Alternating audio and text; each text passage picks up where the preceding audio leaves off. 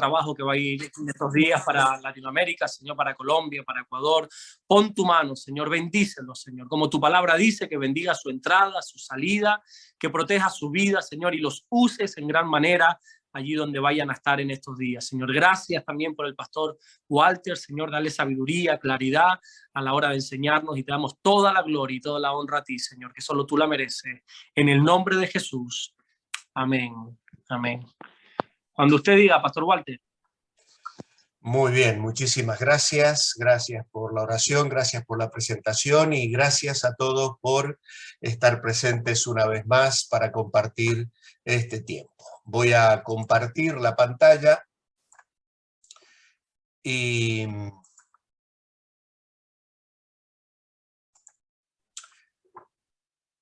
muy bien. Allí tenemos entonces el título de nuestro tema esta noche, una iglesia local vibrante. Como ya les expliqué, tengo algún problemita con mi ordenador o con el programa, no he podido encontrar una solución, pero bueno, vamos a igual afrontar la clase de hoy con la expectativa de lo que el Señor nos quiera decir esta noche. Espero que hayáis podido hacer la tarea que os encomendé hacer, que fue leer la epístola a los Tesalonicenses una vez al día durante toda la semana. Si lo habéis hecho, seguro que ya tenéis en vuestra cabeza los distintos aspectos de esta preciosa carta en la que hoy vamos a comenzar a profundizar un poquito más. Hicimos una introducción la semana pasada y hoy vamos a hacer un repaso general de toda la carta, porque cuando el grupo misionero liderado por Pablo abandonó la ciudad de Tesalónica, fueron a Berea y a Atenas durante un tiempo corto, y luego volvieron a reunirse con los colaboradores directos en el segundo viaje misionero, que eran Timoteo y Silas. A estos dos hombres, Pablo les vuelve a enviar a Tesalónica para consolidar esas iglesias fundadas y afirmar en la fe a creyentes que eran muy nuevitos, habían sido recién convertidos. Por lo que leemos en esta primera epístola a los tesalonicenses, estamos absolutamente seguros que Timoteo fue a Tesalónica. Intuimos que Silas debió haber sido enviado a Filipos. Timoteo regresa al apóstol Pablo y trae un informe positivo. La iglesia de Tesalónica se mantenía firme en la fe a pesar de las dificultades y del testimonio que se producían al llegar con el evangelio a nuevos lugares y también en una ciudad donde la iglesia había sido recientemente fundada.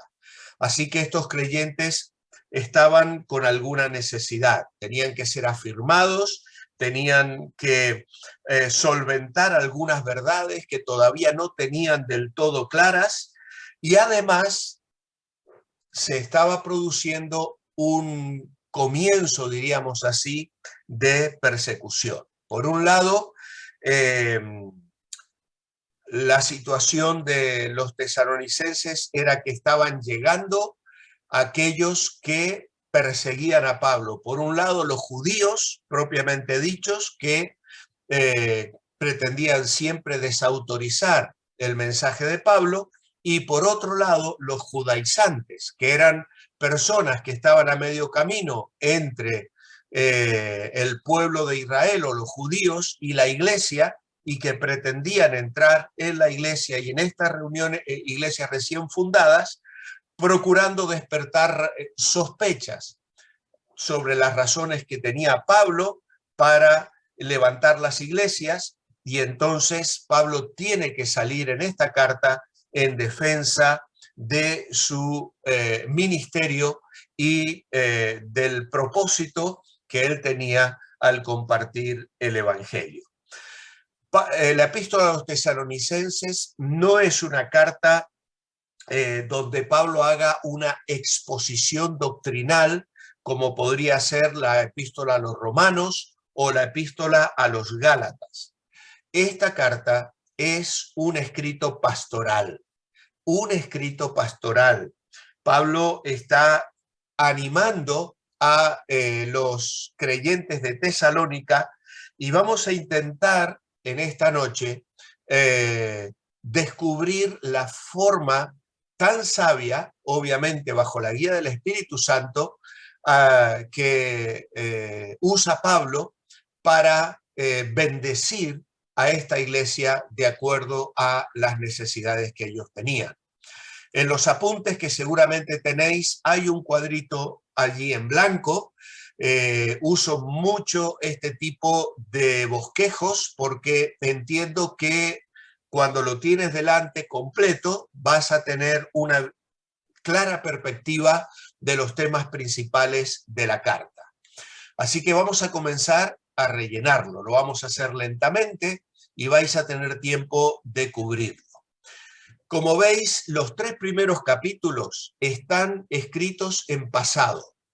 Luego lo vamos a volver a repasar, pero él está mirando hacia atrás, les está recordando. Y los verbos que se utilizan generalmente están en pasado. Luego, en el capítulo 4, vamos a ver a Pablo hablando en el presente. No será absolutamente todo el capítulo, sino el capítulo 4, versículo 1 al 12, pero a final de tener solamente 5 columnas, he decidido colocarlo así. El tiempo verbal que Pablo va a utilizar es el presente. ¿Por qué? Porque ellos estaban viviendo una situación de agobio ante la muerte de seres queridos y necesitaban ayuda y consejo en cuanto a esa situación. Y el capítulo 5 ya está escrito más en futuro, tanto en lo que tiene que ver con la expectativa de la venida del Señor, como también con respecto a la respuesta que los tesalonicenses, los miembros de la iglesia, debían dar al liderazgo de la iglesia y además las prácticas de vida cristiana como la oración, el uso de los dones espirituales, el vivir en santidad, el intentar estar irreprensibles en espíritu, alma y cuerpo cuando se realice la venida del Señor Jesucristo. En el capítulo, estos 3 capítulos están escritos en pasado porque Pablo les quiere afirmar. No tenemos que olvidar que Pablo y el equipo misionero abandonaron rápidamente la ciudad de Tesalónica a causa de la persecución. Luego vinieron los judíos y luego también los judaizantes, pero además comenzaba a gestarse un rechazo hacia la iglesia en general desde el Imperio Romano y el sufrimiento por causa del evangelio comenzaba a ser también una realidad. Entonces, ante el informe que Pablo recibe de Timoteo, él se da cuenta que tiene primeramente que afirmarles. Y luego también vamos a detenernos con más detalle en este apartado. Luego, el capítulo 4 les tiene que amonestar. Al hablar del presente, también va a estar tratando no solo las situaciones de la muerte de algunos creyentes, sino también el tema de la santidad. Ya algo dijimos la semana pasada acerca de estas iglesias que venían de el paganismo y entonces tenían que despojarse de una serie de valores y de hábitos completamente pecaminosos que debían ser desarraigados completamente de sus vidas cristianas. Pero Pablo no comienza amonestándoles. Los 3 primeros capítulos, en ese sentir pastoral, en ese cuidado tierno del pastor que sabe que si amonesta primero puede hundir, él dedica los 3 primeros capítulos a afirmarles, Luego sí vendrá el tirón de orejas, vendrá la reprensión, vendrá la amonestación. Y en cuanto al futuro, pues les tiene que desafiar. Ahí tiene que desafiarles porque ellos tienen que ir hacia adelante. Hay un desafío permanente en la vida cristiana. Hay una batalla espiritual que luchar y hay una vida cristiana que vivir para la gloria de Dios. Ahora sí nos vamos a centrar un poquito más en cada uno de los capítulos. En el capítulo 1, el tema es la iglesia y su salvación. Allí en el capítulo 1, versículos 1 al 3, vamos a ver cómo Pablo se presenta con Silvano y Timoteo a la iglesia de los tesalonicenses y dice, siempre damos gracias a Dios por todos vosotros, haciendo memoria de vosotros en nuestras oraciones, acordándonos sin cesar delante del Dios y Padre nuestro, de la obra de vuestra fe, del trabajo de vuestro amor y de vuestra constancia en la esperanza en nuestro Señor Jesucristo. Así que estos 3 primeros versículos nos van a recordar la iglesia y su salvación, las evidencias claras de una vida cristiana dinámica, porque la fe se muestra por las obras, el amor por el trabajo y la esperanza en esa constancia de vivir esperando al Señor. Luego tenemos la iglesia y su elección. No que la iglesia elige, sino que en el versículo 4 Pablo les va a decir, amados de Dios, conocemos vuestra elección, es decir, que habéis sido escogidos. No tenemos duda alguna de que el evangelio llegó a vuestras vidas porque Dios puso sus ojos sobre vuestras vidas. Y el verso 5 dice, nuestro evangelio no llegó a vosotros en palabras solamente, sino también en poder, en el Espíritu Santo y en plena certidumbre. Es decir, Pablo pudo comprobar con certeza absoluta cómo el mensaje del evangelio calaba profundamente en la mente y el corazón de aquellos nuevos hermanos en la fe. Y esto es sin duda también una experiencia preciosa cuando como pastores, como líderes, tenemos el privilegio de trabajar en la vida de una persona, enseñarles primero el evangelio, luego guiarles en un discipulado y comenzamos a ver cómo su vida es transformada. Y eso trae una certeza de salvación al observar los cambios, al observar la respuesta que estas personas van dando a medida que la luz penetra en sus mentes y en sus corazones. Esto es una experiencia maravillosa que cada creyente debería vivir. Y aquellos que somos líderes o pastores o profesores de escuela dominical o que tenemos alguna responsabilidad en el ministerio, debemos sin duda alguna identificarnos con este sentir de esa pasión y ese gozo de enseñar la palabra y regocijarnos al ver que aquellos que nos escuchan, que reciben nuestro ministerio, crecen en la gracia y el conocimiento de Dios. Luego tenemos una iglesia evangelista.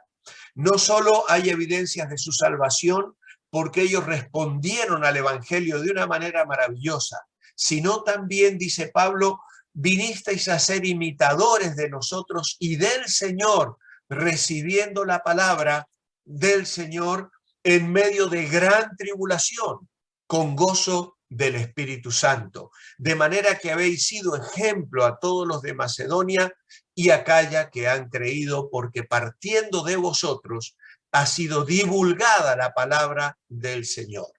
Hay unos términos aquí maravillosos que en unas posteriores lecciones vamos a explicar, pero que tienen que ver con la forma en que el testimonio de los tesalonicenses había repercutido en toda la zona, en toda Macedonia y Acaya. Se sabía que había allí gente transformada por el evangelio, porque no solo sus vidas habían cambiado, sino que se habían dedicado a divulgar la palabra del Señor en Macedonia, en Acaya y en todo lugar vuestra fe en Dios se ha extendido. Qué precioso es lo que el apóstol Pablo señala de esta hermosa iglesia. Luego también vemos la iglesia y su esperanza.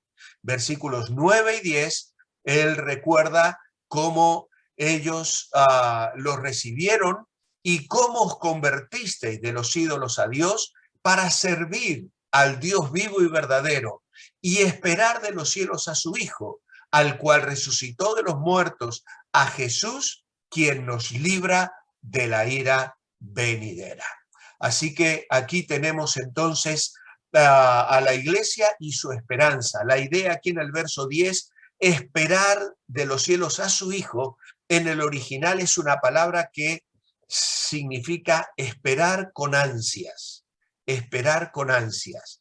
Estos hermanos de Tesalonicenses era una iglesia que esperaba ansiosamente la venida del Señor. La iglesia y su esperanza.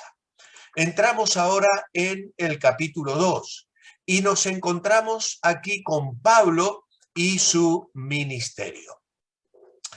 En los versículos 1 al 4, Pablo, usando, como hemos dicho, el pasado, le recuerda: vosotros mismos sabéis que nuestra visita a vosotros no resultó vana. Ya destacamos cómo Pablo les recuerda la experiencia de Filipos, donde habían sido azotados públicamente y encarcelados, y él lo describe aquí como un padecimiento y un ultraje. Así que esto realmente marcó de una manera especial la visita a los tesalonicenses. Sin embargo, Pablo dice: tuvimos denuedo en nuestro Dios para anunciaros el evangelio.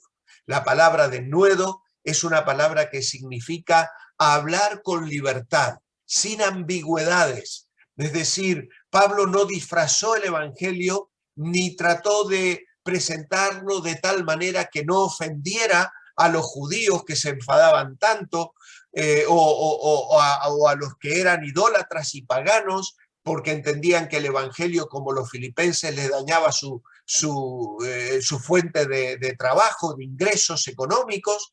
Pablo siguió predicando el evangelio que le había sido confiado. Y no vamos a detenernos hoy para destacar estos 4 versículos del capítulo 2, pero allí vamos a mirar en la próxima clase cómo destaca el trabajo de un pastor, el ejemplo que tenemos aquí de cómo debemos llevar adelante el ministerio, despojados de algunas cosas, no usando palabras lisonjeras, ni búsquedas personales, ni siquiera intentar colgarnos medallas, sino servir con un corazón dispuesto, buscando la gloria de Dios y la bendición del pueblo de Dios. Luego tenemos a Pablo aclarando. Capítulo 2, versículo 3 al 7. Pues aquí Pablo va a explicar cómo él presentó el evangelio sin mezclarlo con ninguna cosa impura y cómo había en su corazón una sola búsqueda: agradar a Dios, no a los hombres, sino agradar a Dios. Les predicamos el evangelio, dice, para agradar no a los hombres, sino a Dios, que prueba nuestros corazones. Y parece mentira que este siervo de Dios, tan precioso, tan maravilloso como era el apóstol Pablo, se dignase explicar la forma en que él llegó con el evangelio a aquellas personas. Pero esto es fruto de los ataques, de las críticas que ya comenzaban a surgir de los judaizantes y de los judíos que le acusaban mentirosa y con malas intenciones para hacer daño a su mensaje. Y él en realidad no está defendiendo al mensajero, está defendiendo sobre todo el mensaje, porque él sabía que si el mensajero era pisoteado, también lo sería posteriormente el mensaje, porque lamentablemente estos que le criticaban estaban trayendo un mensaje equivocado, otro evangelio. Por lo tanto, aquí no es que Pablo se esté defendiendo, pero sí tiene que aclarar las intenciones y la forma, incluso llamando a Dios como testigo. ¿Vale? Así que realmente era un hombre que sirvió en el temor de Dios y podía llamar a Dios como testigo de la forma en que él había llevado el mensaje a los tesalonicenses. Luego, capítulo 2, versículos 8 al 13, Pablo está actuando. Y allí él va a describir también aspectos que los pastores tenemos que tener muy interiorizados en nuestra vida personal. Él habla allí de la forma y del afecto a través del cual llegó a ellos con el Evangelio de Dios. Y va a abrir su corazón. Habéis llegado a sernos muy queridos.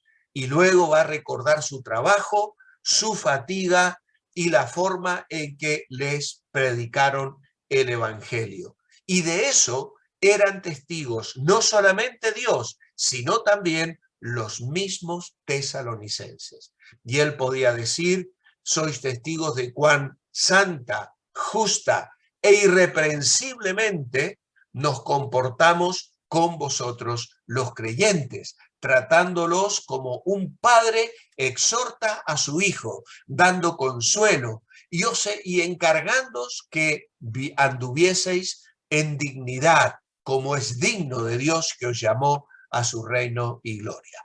Así que el ejemplo pastoral que tenemos de Pablo aquí en el capítulo 2 es verdaderamente maravilloso. Y luego Pablo está recordando desde el versículo 14 al final, al versículo 20, él va a recordar algunas cosas de su visita, de la respuesta de los tesalonicenses y también las consecuencias que los mismos tesalonicenses tuvieron que afrontar fruto de haber abrazado el evangelio. Ellos tuvieron que sufrir lo mismo que los primeros creyentes sufrieron de los judíos allí en Jerusalén. Dice, habéis padecido de los de vuestra propia nación las mismas cosas que ellos padecieron de los judíos. Y se está refiriendo a las iglesias de Dios en Judea, que fueron rechazados, encarcelados, perseguidos por sus compatriotas. Y así también esta experiencia tuvieron que vivirla los tesalonicenses. Pablo les va a respaldar y les va a afirmar, porque él quiere recordar el precio tan alto que han pagado a fin de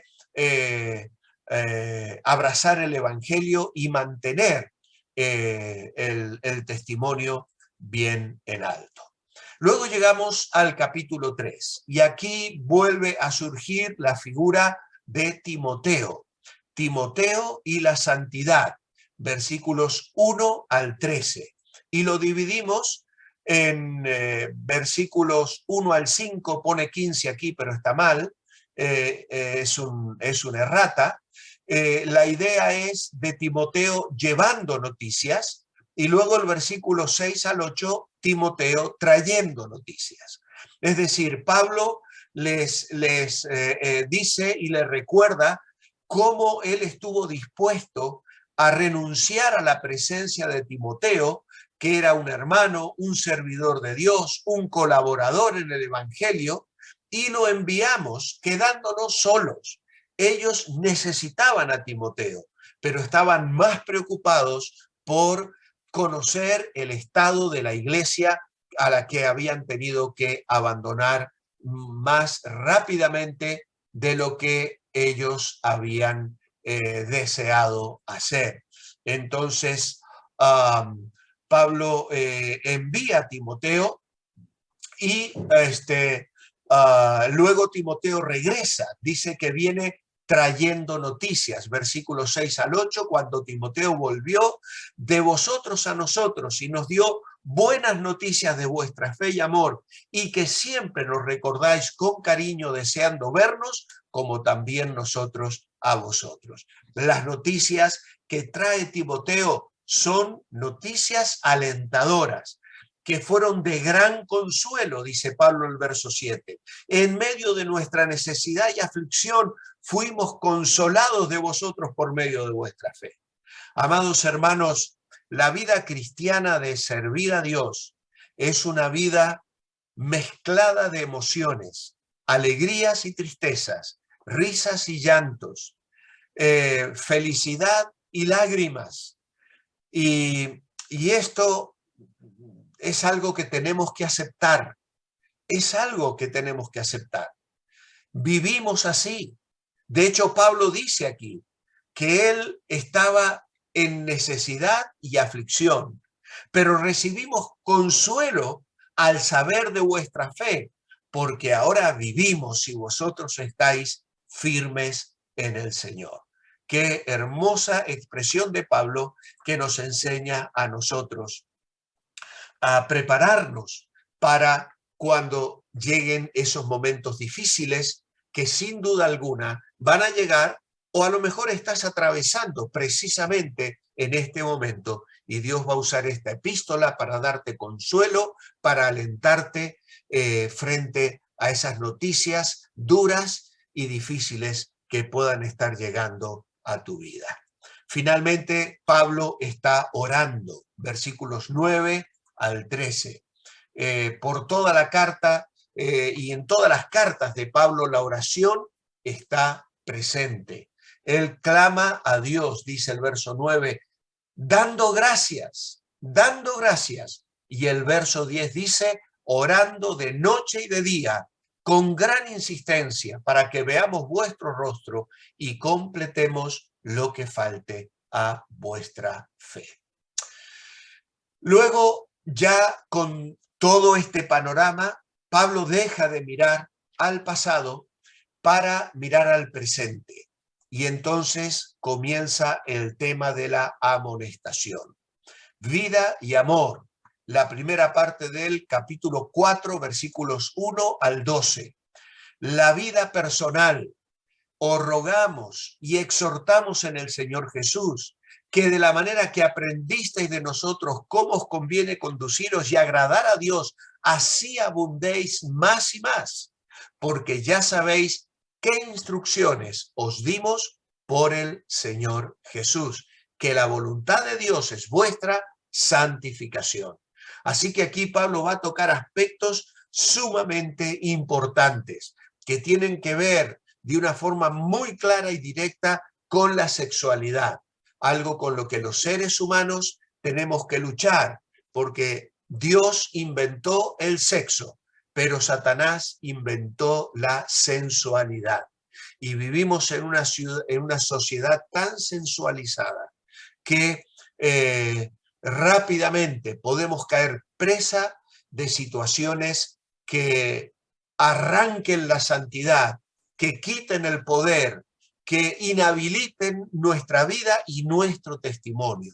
Y Satanás es un enemigo que hábilmente utiliza muchas veces el área de la sexualidad de los creyentes para arruinar sus vidas y sus ministerios y dejarles inútiles cuando pudieron haber sido hombres y mujeres que han vivido para la gloria de Dios. Así que ahora sí, Pablo les va a amonestar, porque seguramente Timoteo tuvo que hablar acerca de alguna situación incómoda que había en el ámbito de aquella iglesia, y entonces tiene que llamarles a corregir esto y a no vivir como viven los gentiles.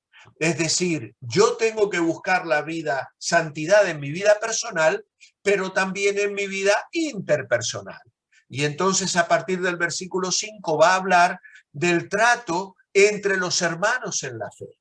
Y luego, Dios mediante, vamos a aclarar un poco este tema. Pero hay formas de hablar, hay formas de tratarnos entre nosotros, hay situaciones que pueden venir a nuestra vida que afectan no solo la santidad personal, sino también la vida de otras personas. En el trato de un hombre hacia una mujer o de una mujer hacia un hombre, en todo aquello que tiene que ver con las relaciones interpersonales, hay grandes peligros. Y creo que todos somos conscientes y conocemos situaciones de grandes tristezas en las iglesias a causa de permitir que alguien agravie o engañe a sus hermanos, olvidando que el Señor es vengador de todo esto. Dios nos ha llamado a inmundicia, sino a santificación. Y cualquiera que no se cuida en estas áreas, cualquiera que pretende jugar con el tema sexual o sensual, yendo más allá de lo que honra al Señor, pues sin duda Pablo dice, no desecha a hombre, sino a Dios que nos dio el Espíritu Santo. Por lo tanto, era un tema completamente vigente, necesario y urgente, y Pablo lo trata con una altura extraordinaria en uno de los pasajes claves en el Nuevo Testamento para entender lo que la Biblia dice acerca de la santidad en el área sexual. Y luego vuelve a hablar sobre la unidad práctica. Versículo 9 en adelante, aunque ellos ya tenían eran una iglesia coherente, unida, que tenía un buen testimonio, él vuelve a recalcar aquí la importancia del amor fraternal. Ellos no necesitaban corrección acerca de esto porque habían aprendido de Dios y de otros hermanos también, pero en eso siempre, siempre, siempre hay que abundar. Y entonces que procuréis tener tranquilidad, ocuparos en vuestros negocios, trabajar con vuestras manos. Más tarde en la segunda epístola, Pablo tendrá que decir, el que no trabaja, que tampoco coma. Porque parece ser que algunos de los tesalonicenses, con esto de que el Señor iba a venir pronto, habían abandonado sus trabajos y estaban viviendo de los demás. Y esto sin duda habría de ser una situación que se agravaría y que lo que Pablo les dice aquí parece ser que no alcanzó a corregir y a desarraigar este mal que había en medio de la iglesia. Pero él les llama aquí a conducirse honradamente entre ellos y para con los de afuera y así no tener necesidad de nada. Y luego tenemos la última parte del capítulo 4, versículos 13 en adelante a 5:18, donde comienza el tema de la venida del Señor. Probablemente sean los pasajes más conocidos de la Biblia acerca de la venida de Cristo, del arrebatamiento,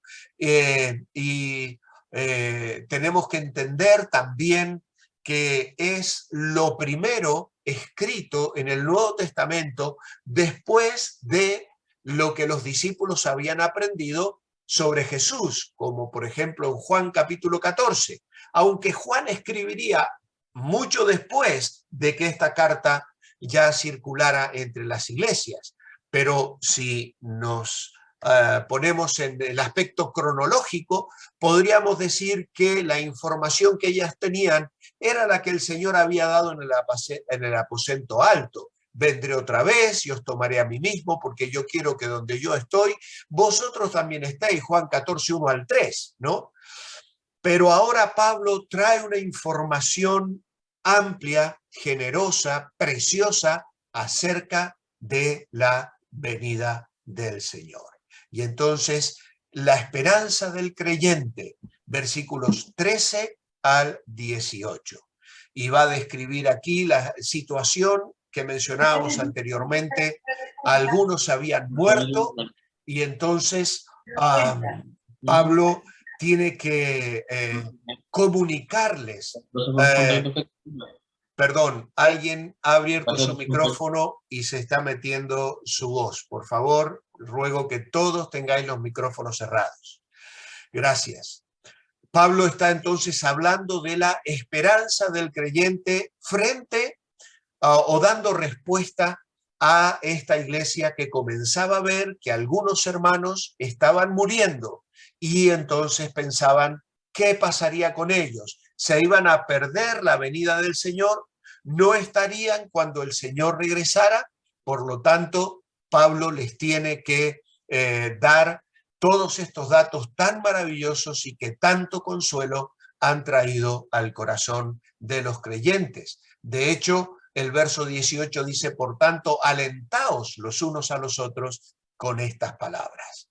Luego el capítulo 5, tenemos el conocimiento del creyente.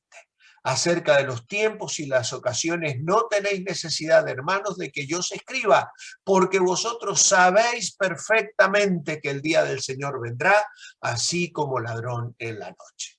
Y aquí Pablo va a describir la situación de la segunda venida de Cristo en relación a la situación mundial, donde todos dirán paz y seguridad, pero vendrá sobre ellos destrucción repentina.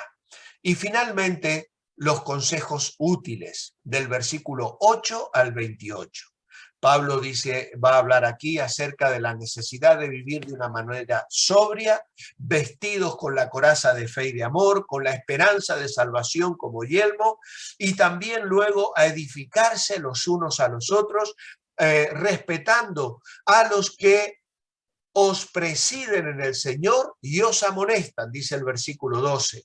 Tenerles en mucha estima y amor por causa de su obra, y luego también la necesidad de corrección, de amonestación. Habían algunos ociosos, algunos que no trabajaban, habían otros que se estaban desanimando, otros que eran más débiles, y entonces Pablo les va a dar detalles y consejos acerca de cómo tratar a los hermanos y hacia qué se debe apuntar. Estad siempre gozosos, orad sin cesar, dad gracias en todo, etcétera, etcétera. Así que con estos consejos útiles, Pablo está acabando ya esta preciosa carta que nos está ocupando. Estos 3 primeros capítulos resalta la fe que les llevó a conocer al Señor, la fe que alumbró sus corazones cuando Pablo les trajo el Evangelio, la fe que les llevó a enfrentar situaciones de persecución y separarse de un mundo donde había mucha corrupción.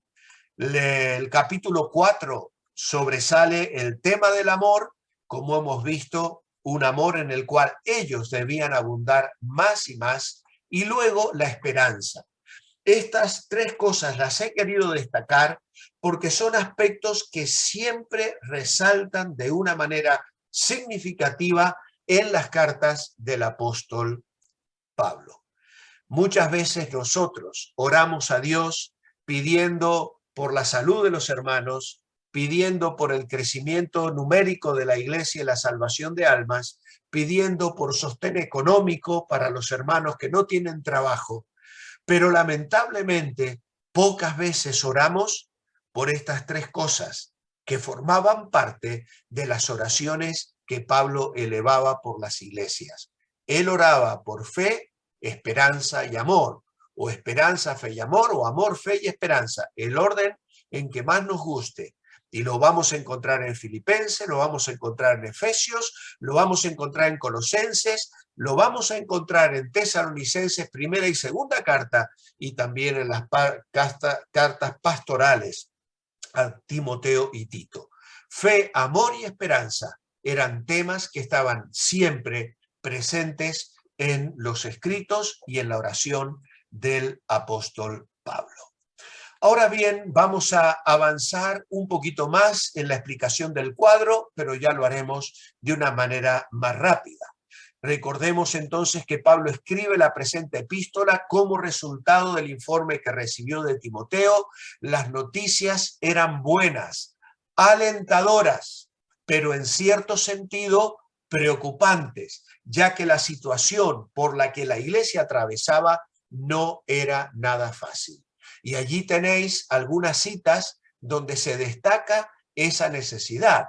El capítulo 1, verso 6 dice: recibiendo la palabra en medio de gran tribulación, con gozo del Espíritu Santo. Y en 2:14, habéis padecido de los de vuestra propia nación las mismas cosas que ellos padecieron de los judíos.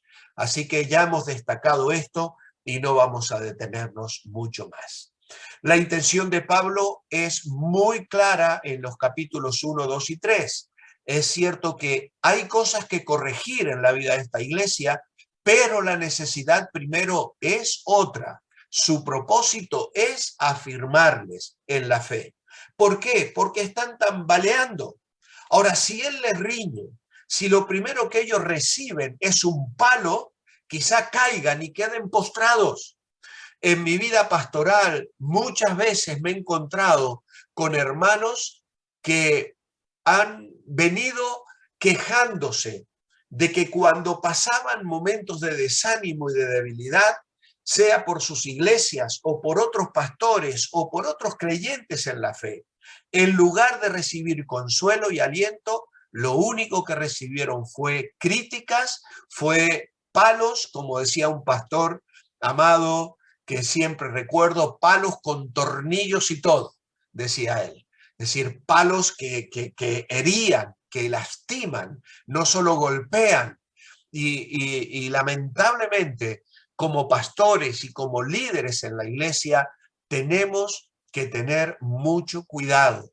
De esto Pablo se lo dice a los Gálatas de una manera muy clara en el capítulo 6. Vosotros que sois espirituales tenéis que tratar con humildad y mansedumbre a los hermanos en la fe. Hay que afirmarles. Los 3 capítulos están escritos en pasado. En el capítulo 1 y versículo 3 les dice: acordándonos sin cesar delante del Dios y Padre de vuestra fe, del trabajo de vuestro amor y vuestra constancia en la esperanza. En 1:5 les dice: como bien sabéis. En 1:7 les dice: habéis sido ejemplo. O sea que Pablo mira hacia atrás en estos 3 primeros capítulos. Les recuerda cómo os convertisteis de los ídolos a Dios. Luego en el capítulo 2, verso 1 les dice: vosotros mismos sabéis, recordando la forma en que ellos llegaron con el evangelio. Luego en versículo 5 del capítulo 2 les vuelve a decir: nunca usamos de palabras lisonjeras, como sabéis, ni encubrimos avaricia. Dios es testigo. Capítulo 2, versículo 9, les dice: porque os acordáis, hermanos, de nuestro trabajo y fatiga, como trabajando de noche y de día, para no ser gravosos a ninguno de vosotros, os predicamos el evangelio de Dios. Capítulo 2, versículo 11, les vuelve a decir: así como también sabéis de qué modo, como el Padre a sus hijos, exhortábamos y consolábamos. Vuelve a estar el verbo en tiempo pasado, está mirando hacia atrás, les está haciendo recordar. Y en el capítulo 3, versículo 3, porque vosotros mismo sabéis, nadie os inquiete de estas tribulaciones, porque vosotros sabéis que para esto mismo estamos puestos. Ya en el capítulo 3 no vamos a encontrar tantos términos en pasado, porque precisamente es el capítulo casi bisagra, donde Pablo ya está dejando de mirar hacia atrás y comienza a comentar el informe de Timoteo, las noticias que ha recibido, que son de consuelo, que son de aliento y que le llevan a exhortarles ya a vivir en amor. Así que entonces Esto lo vamos a pasar algo rápido. Si no lo habéis podido cubrir todo, está la cita bíblica y vosotros mismos luego lo podéis cubrir repasando la lección. ¿Qué aplicación podemos sacar de esta mirada al pasado? En Deuteronomio capítulo 4, versículo 9, Moisés le decía al pueblo de Israel: guárdate y guarda tu alma con diligencia para que no te olvides de las cosas que tus ojos han visto, ni se aparten de tu corazón todos los días de tu vida. Antes bien, las enseñarás a tus hijos y a los hijos de tus hijos. 4:9, también en el versículo 23 lo repite: no os olvidéis del pacto de Jehová, vuestro Dios, que le estableció con vosotros. Capítulo 6, verso 10 a 12. Cuando te haya introducido en la tierra y disfrutes de muchas cosas que Dios te ha dado y que tú no te conseguiste por tus propios medios, no te olvides de tu Dios. Y esto lo va a repetir capítulo 8, versículo 11, 18 y 19. Esto lo he querido colocar aquí porque este recuerdo nos deja una preciosa lección. Somos rápidos para olvidar las cosas buenas, las bendiciones, los compromisos que hacemos con el Señor. Pablo les hace recordar para afirmarles al pensar en su primera experiencia con el Señor. Él les ha recordado su salvación, les ha recordado su ministerio, les ha recordado todo lo que vivieron juntos y que les llevó a ellos a empezar una vida nueva en Cristo, abandonando tantas cosas del paganismo. Hay una frase que suelo repetir a la iglesia en la que pastoreo: los creyentes somos dados a olvidar lo que debiéramos recordar y a recordar lo que debiéramos olvidar. Vuelvo a repetir esta frase: los creyentes tristemente somos dados a olvidar lo que debiéramos recordar y a recordar lo que debiéramos olvidar. Es decir, olvidamos estas cosas, las bendiciones, cuántas cosas maravillosas ha traído Dios a nuestra vida. Olvidamos las bendiciones que Dios ha traído a través de otros hermanos en la fe.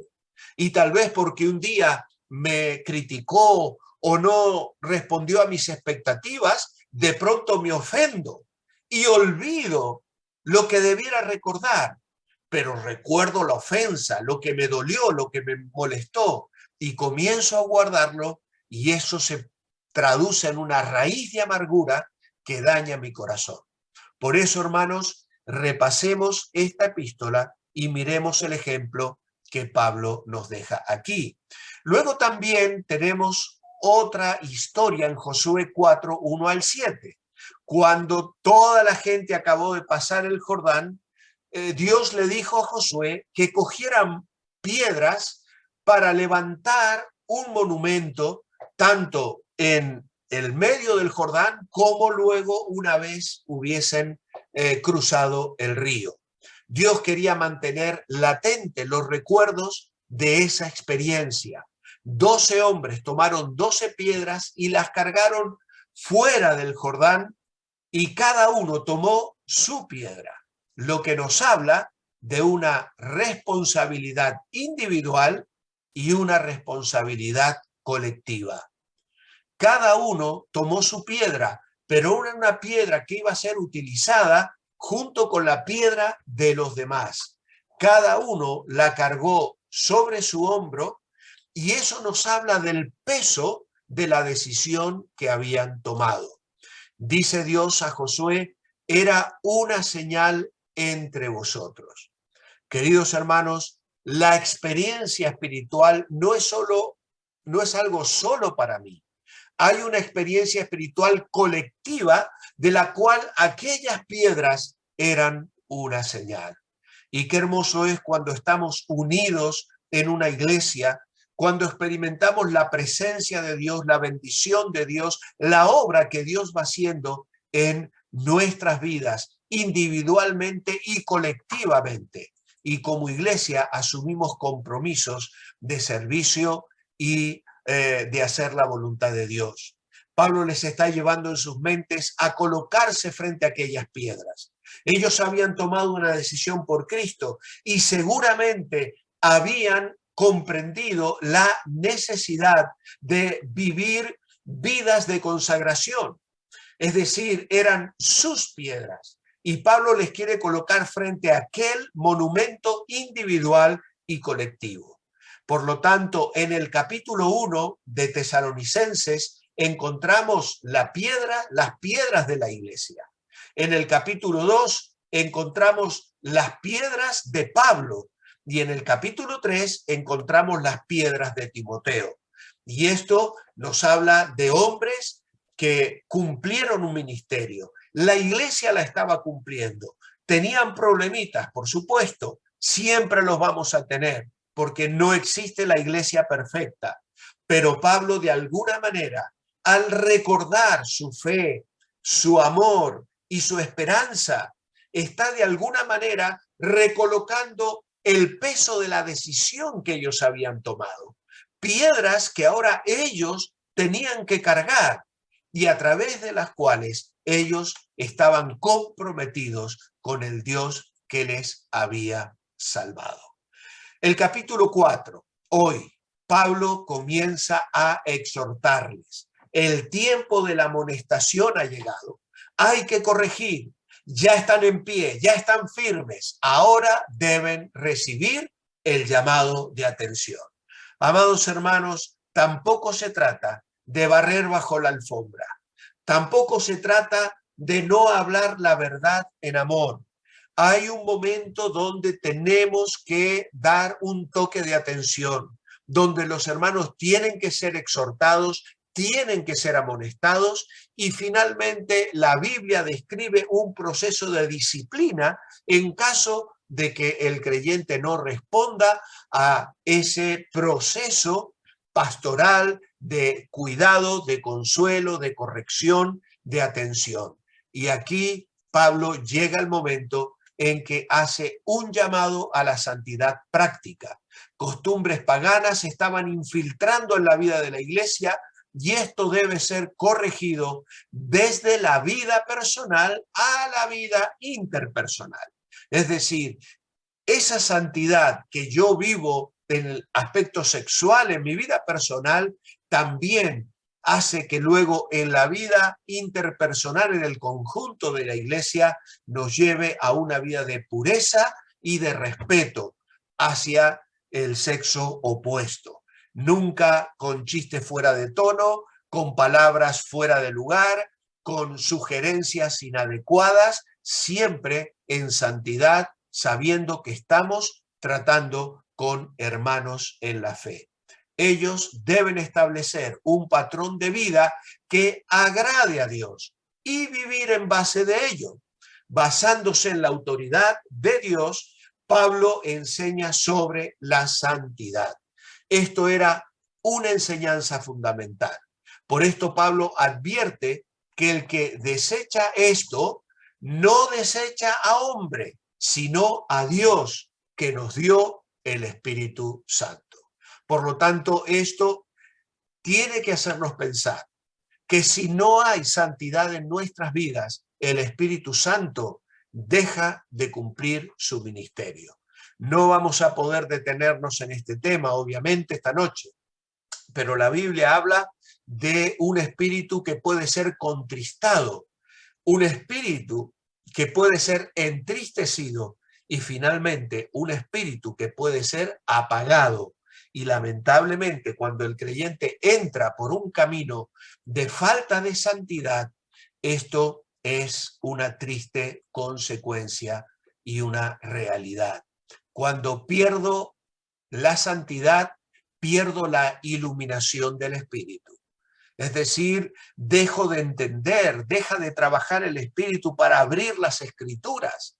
Uno a veces piensa cómo hay creyentes que cometen tonterías en su vida, que toman decisiones fatales para su testimonio, para su vida, para sus familias, para su matrimonio, para su hogar. ¿Por qué? Porque esto no es una caída repentina.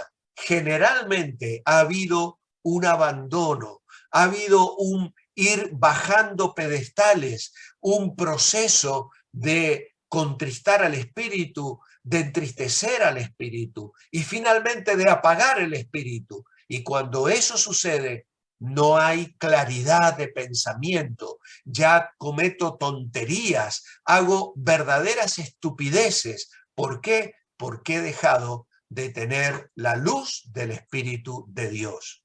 Cuando pierdo la santidad, pierdo el poder del Espíritu. Comienzo a vivir una vida de debilidad.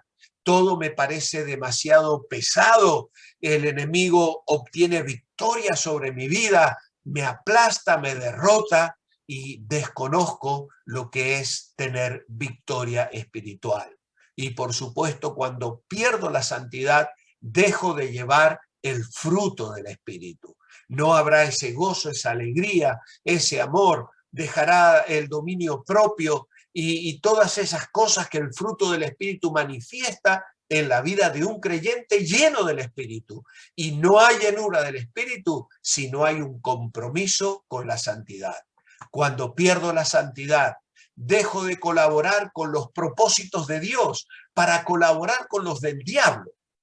Amados hermanos, es terrible pensar en un creyente siendo un instrumento para dañar a la iglesia, para dañar el testimonio, para dañar al pueblo de Dios. En lugar de poblar el cielo, pueblo el infierno. ¿Cuántos no creyentes, por causa del mal testimonio de otros creyentes, han cerrado sus mentes y sus corazones al evangelio? O que no seamos nosotros causa de tropiezo para nadie. Sin santidad no hay vida, y sin vida la iglesia se transforma en una necrópolis, la casa de Dios en un cementerio. No hay alabanza, ni culto a Dios, ni plegarias, no hay nada. Hay iglesias que son un show, amados hermanos. Un show, yo puedo tener música y puedo cantar pero no hay vida, no hay poder, no fluye nada, porque si no hay santidad en la casa de Dios, pues entonces estamos fracasando y estamos siendo como la iglesia de la Odisea, a la que el Señor llegó a decirle: mira, estoy a punto de vomitarte de mi boca. Qué terrible condición por falta de santidad. Que no sea esta nuestra experiencia. Finalmente, los capítulos 4 y 5. Mañana. Ahora viene el desafío. La descripción de una esperanza tan consoladora y maravillosa se transforma en un desafío para los creyentes fieles. Pablo concluye su carta con consejos claros y dinámicos para que respondamos a ellos con una vida que nos permita presentarnos en cuerpo, espíritu y alma irreprensibles, que es la forma en la que termina este precioso capítulo 5, versículo 23. Rápidamente, porque ya la hora nos gana, vamos a cubrir un bosquejo más estructurado de acuerdo a lo que solemos tener en nuestros comentarios o incluso en algunas Biblias anotadas. En primer lugar, una iglesia vibrante, que es el título que hemos dado también a nuestra clase de hoy. Una iglesia escogida, una iglesia misionera y una iglesia que sirve y espera. Una iglesia escogida es una iglesia segura de su elección. Qué bueno es saber, tener esa certeza: Dios me ha salvado, Dios me ha escogido, y las evidencias son mi fe, mi amor y mi esperanza, la forma en que estoy viviendo la vida cristiana. Una iglesia misionera, como la de los tesalonicenses, que predicaron el evangelio y cuyo testimonio repercutió en toda la zona en aquellos años. Una iglesia que sirve y espera, porque están seguros de su proyección. Les espera el cielo, no la ira de Dios. En el capítulo 2, un ministerio vibrante.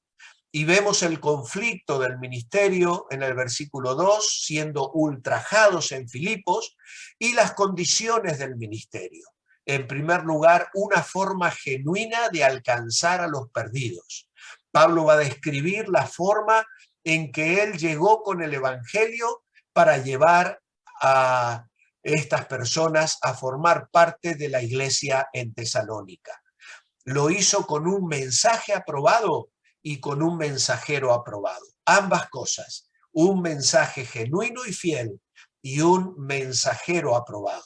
La vida de Pablo y sus compañeros había recibido la aprobación de Dios para cumplir ese ministerio de llevarles el evangelio y llevarles a los pies de Cristo. Una forma genuina de pastorear a los convertidos. Y aquí Pablo nos va a dar un ejemplo de cómo él mostró amor en el ministerio, trabajo en el ministerio, santidad en el ministerio, enseñanza en el ministerio y poder en el ministerio. Es decir, la tarea que Pablo lleva a cabo está envuelta en amor. Él tiene que sustentarse y trabajar en el ministerio. Nunca le escapó a ningún tipo de sacrificio y de trabajo. También vivió en santidad en el ministerio, en el sentido de no dejar que se entremezclaran ningún tipo de impurezas. Luego también describe la forma en que les enseñó llevando adelante el ministerio y cómo también el poder de la palabra de Dios se manifestó en el ministerio que él cumplió frente a los tesalonicenses. Luego tenemos una vida vibrante. Y entonces, en este capítulo 3, vamos luego a mirar unas reflexiones sobre Satanás, porque aunque no le hemos mencionado hasta ahora, Pablo le va a mencionar como uno que se opone al trabajo de los misioneros, cavando trincheras para impedir el avance de los siervos de Dios. Ya hemos mencionado el tema de la santidad y también hay reflexiones sobre la unidad. Y finalmente, una esperanza vibrante. La esperanza del creyente, capítulo 4, verso 13 al 18.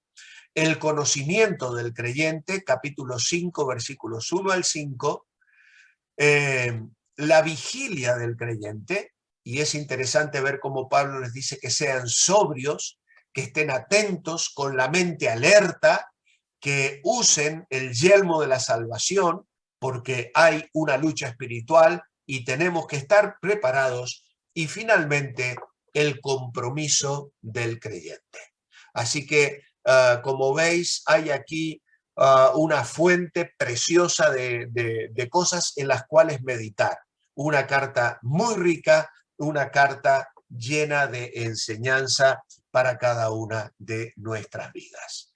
Al estudiar la epístola, enfrentaremos temas de importancia vital para la vida cristiana.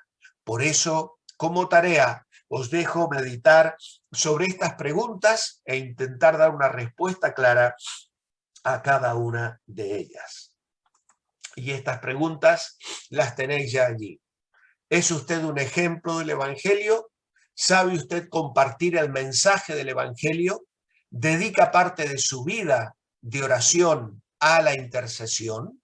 Ojo, porque puedo tener una vida de oración nada más que dame, y olvidar la importancia de interceder por otras personas. ¿Está usted satisfecho de su experiencia de relación personal con el Señor y con los hermanos? ¿Cuál es su expectativa con respecto a la venida del Señor? Por supuesto que yo quedo a vuestra disposición. Si alguno de vosotros tiene alguna duda o tiene alguna pregunta, puede hacérmela llegar a través de los medios habituales que utilizáis para comunicaros entre vosotros. Alberto o cualquiera de los hermanos. No hablo del pastor Manolo Sierra porque estará de viaje y seguramente no podrá atender estos asuntos, pero si tenéis alguna duda o alguna cosa que preguntarme, por favor, usad de toda libertad, hacerme llegar esas preguntas y yo intento dar respuesta la próxima clase, el próximo viernes. Van a ser solo 4 clases de Tesalonicenses. Obviamente que no dan para estudiar toda la epístola y por eso también estamos intentando respetar esta horita que me han dado para compartir con vosotros. Pero así todo, en mi corazón está el deseo de ser de bendición y si no es respondiendo a través de tiempo en la clase del lunes, pues personalmente estoy a vuestra disposición para ayudaros en cualquier cosa que necesitéis. Debido a la ausencia del pastor Manolo Sierra, Alberto me encomendó que despida la clase, que espero haya sido de bendición. Así que voy a tomarme el atrevimiento de cerrar con oración y luego ya podéis abrir vuestros micrófonos para saludaros. Padre, gracias por tu palabra. Qué preciosa es, Señor. Qué hermosa es la carta a los tesalonicenses. Cuánta enseñanza, cuánto desafío. Qué lejos estamos, Señor, de estar a la altura de esta iglesia tan preciosa, tan vibrante, tan íntegra. Quisiéramos, Señor, que miraras nuestras iglesias y nuestras vidas y pudieses decir cosas como Pablo dijo de ellos en cuanto a su fe, en cuanto a su amor, en cuanto a su esperanza. Ayúdanos, Señor, a nosotros a aplicar hoy esta enseñanza a cada una de nuestras vidas. Oramos agradecidos a ti en el nombre del Señor Jesucristo. Amén y amén. Muy buenas noches, hermanos. Dios os bendiga. Hasta el próximo lunes. Muchísimas gracias. Buenas noches, Pastor Walter, Señor le bendiga. Gracias, Walter. Pastor, bendiga. hermano Anderson. Gracias. Bendiciones, mis hermanos. Muchas gracias, bendiciones. Bendiciones a todos. Buenas noches. Gracias por estar ahí. Bendiciones a todos. Bendiciones. Bendiciones a todos. Saludos a todos. Bendiciones. Hermanita Susana, bendiciones. Hola. Hermanito Luis. Bendiga. Cuídense mucho. Los de Colombia, felicidades que van a tener al pastor. Amén. Qué privilegio. Gócense con él. Amén. Bendiciones para los hermanos del sur del continente. Dios los bendiga. Hermanito Luis. Gracias, Pastor Walter, que descanse, que ya es. Gracias, Pastor. Gracias. Que le bendiga. Gracias, Pastor. Gracias a todos. Gracias. Hasta dentro de un ratito. Bendiciones, gracias. Bendiciones, hermano. gracias, Pastor Walter. Gracias, muchas gracias. gracias. Que el Señor los bendiga, Luis y Carlina. Bendiciones. Gracias. Adiós. Bendiciones. Adiós.